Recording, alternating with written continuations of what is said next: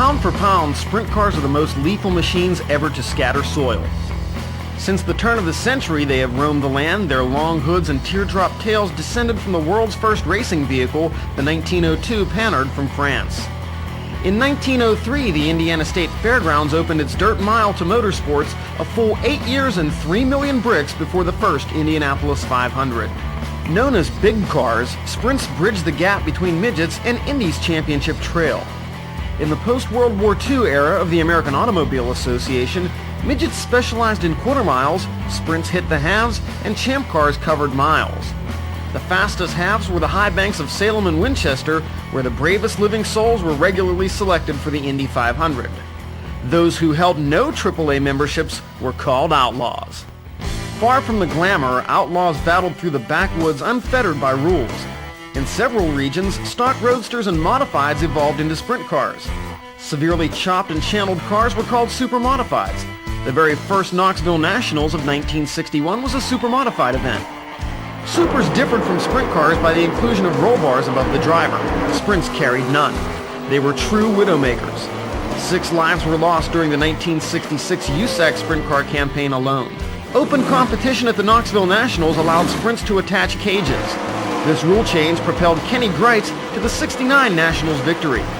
Later forced to remove the cage by IMCA, Greitz was killed in a tragedy that sparked mandatory cages on sprint cars.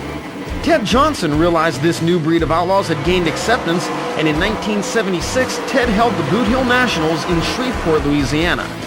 A year later, he leased Lincoln Speedway in Pennsylvania for 2 nights, and then in 1978, Johnson raised the curtain on the World of Outlaws.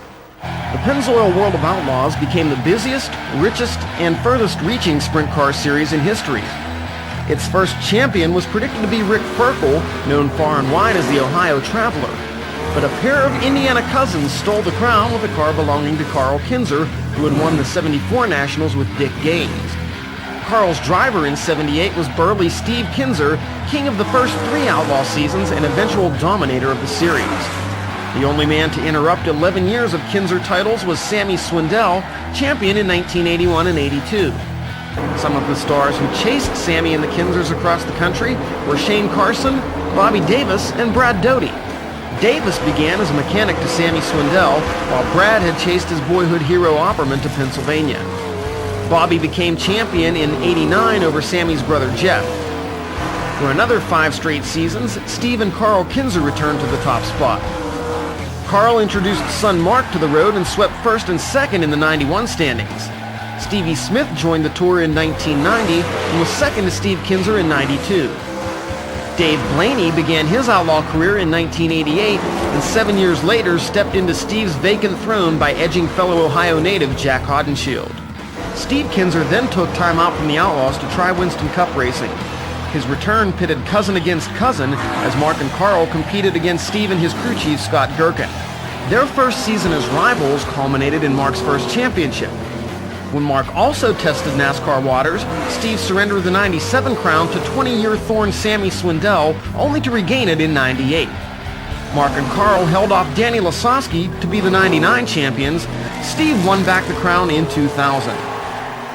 It's doubtful that the great IMCA champion Bobby Grimm, barnstorming between the county fairs of the 50s, could have foreseen the 6-figure paydays, luxury motor coaches, or skybox suites that are so much a part of sprint car racing today. And yet it was pioneers such as Grimm and Jan Opperman who helped pour the foundation for the greatest show on dirt, the Pennzoil World of Outlaws.